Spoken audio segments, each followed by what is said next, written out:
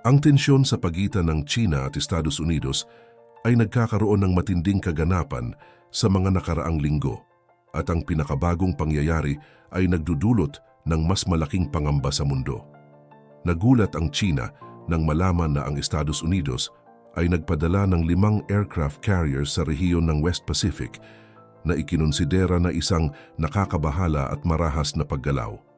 Ayon sa mga ulat, ang 5 aircraft carriers na ito ay kabilang sa USS Nimitz, USS Ronald Reagan, USS Theodore Roosevelt, USS Dwight D. Eisenhower at USS Carl Vinson, at ang kanilang pagkakapatag ay maaaring magdulot ng malaking tensyon sa rehiyon. Bakit ito ginawa ng US? Ito ang ating aalamin sa ating video ngayon. Sobra na at tama na ganyan mailalarawan ng Amerika ang mga aksyon ng China sa rehiyon ng Asya. Sa paglipas ng mga buwan, tila mas lalong lumalaki ang ulo ng China sa pagnanakaw nito ng mga teritoryo na wala naman sapat na dahilan.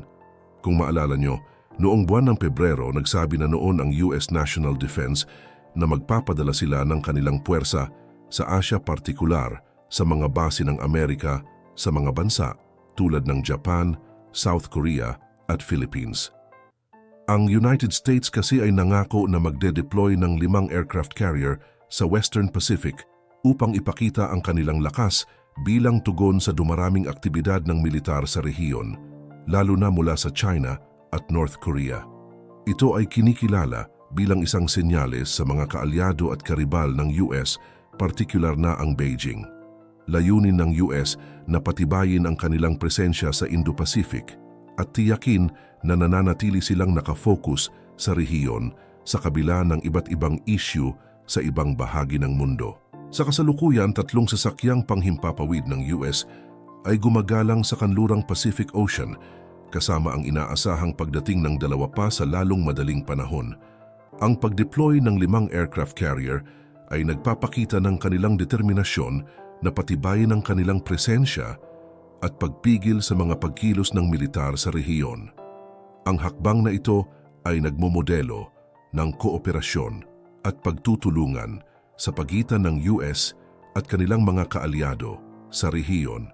Ang pagkakapatag ng 5 aircraft carriers sa West Pacific ay nagpapakita na ang Estados Unidos na handa silang makipag-away sa China sa anumang paraan. Ito ay ayon sa isang senior opisyal ng Chinese military. Ito ay isang malinaw na babala sa China na handa silang gumamit ng lahat ng kanilang kapangyarihan upang panatilihin ang kanilang dominasyon sa rehiyon. Ang China sa kabilang banda ay hindi inaasahan ang ganitong paggalaw ng Estados Unidos. Kumbaga sa larong chess na checkmate ang China at itinuturing itong isang pananakot upang mapilitang sumunod sa kanilang mga kagustuhan. Ayon sa mga ulat, ang China ay nagsasagawa ng mga karagdagang paghahanda sa kanilang mga military base sa West Pacific kabilang ang South China Sea upang maging handa sa anumang posibleng pag-atake o confrontation.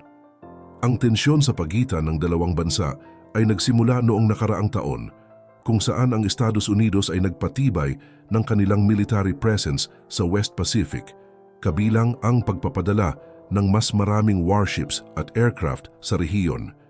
Ang China, sa kabilang banda, ay nagpatibay din ng kanilang military presence sa South China Sea at iba pang stratehikong lugar sa rehiyon.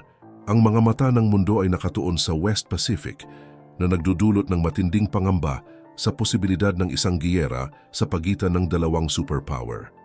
Ang mga lider ng 2 bansa ay inaasahan na makipag-usap upang maresolba ang tensyon, ngunit ang mga ulat ay nagpapahiwatig na ang sitwasyon ay maaring lumala sa mga susunod na araw at linggo. Pero ano-ano nga ba ang mga aircraft carrier na ipinadala ng Amerika? Pero bago ang lahat, ano mga ba muna ang aircraft carrier? Ang aircraft carrier ay isang uri ng malaking sasakyang pandagat na espesyal na disenyo para magdala, mag-operate at magpatupad ng eroplano sa dagat. Ito ay may hangar para sa pag-iimbak, pagkakabit at paglarga ng mga eroplano, pati na rin ang mga sistema at teknolohiyang kailangan para sa kanilang operasyon tulad ng catapult at arresting gear. Ang aircraft carrier ay nagbibigay ng flexibility at mobility sa isang bansa sa pagpapatrolya, pagpapalakas ng kapangyarihan sa dagat at pagpapalakas ng depensa sa mga teritoryo sa tubig.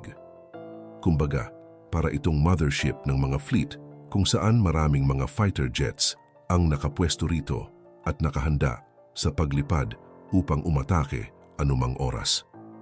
Malaking tulong ang mga aircraft carrier dahil sa laki nito at capacity na magdala ng mga iba't ibang uri ng armas at sandata.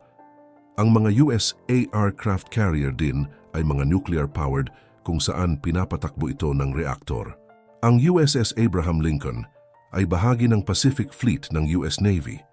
Ang USS George Washington ay inaasahan ding i-deploy sa rehiyon upang palitan ang USS Ronald Reagan na lilipat mula sa Yokosuka, Japan para sa maintenance sa Puget Sound Naval Shipyard sa Washington. Ang USS George Washington ay ang unang nuclear-powered aircraft carrier na na-deploy sa Japan, kung saan ito nagsilbi mula 2008-15 bago ito hinalinhan ng Ronald Reagan para sa midlife refuel ng 2 reactors nito, pati na rin ang pag-aayos, pag-upgrade at modernisasyon. Bilang karagdagan sa USS Ronald Reagan, ang USS Carl Vinson at USS Theodore Roosevelt ay nakaistasyon sa Guam at Hawaii. Noong nakaraang buwan, ang Theodore Roosevelt at Carl Vinson Strike Group ay nakibahagi sa isang multi-large deck event kasama ang Japan sa Philippine Sea na kinabibilangan ng pinahusay na mga operasyon sa komunikasyong pandagat, mga operasyon sa air warfare at mga operasyon ng paglipad sa cross-deck. Noong Enero naman, tanging ang USS Carl Vinson ang sumali sa naval drills kasama ang South Korea at Japan sa East China Sea matapos ang insidente ng intermediate-range ballistic missile ng North Korea. Ang trilateral exercises ay naglalaman ng iba't ibang mga aktibidad tulad ng Advanced Maritime Communication Operations, Maritime Interdiction Operations Training, Air Combat Drills, Staff Exchange, at Integration.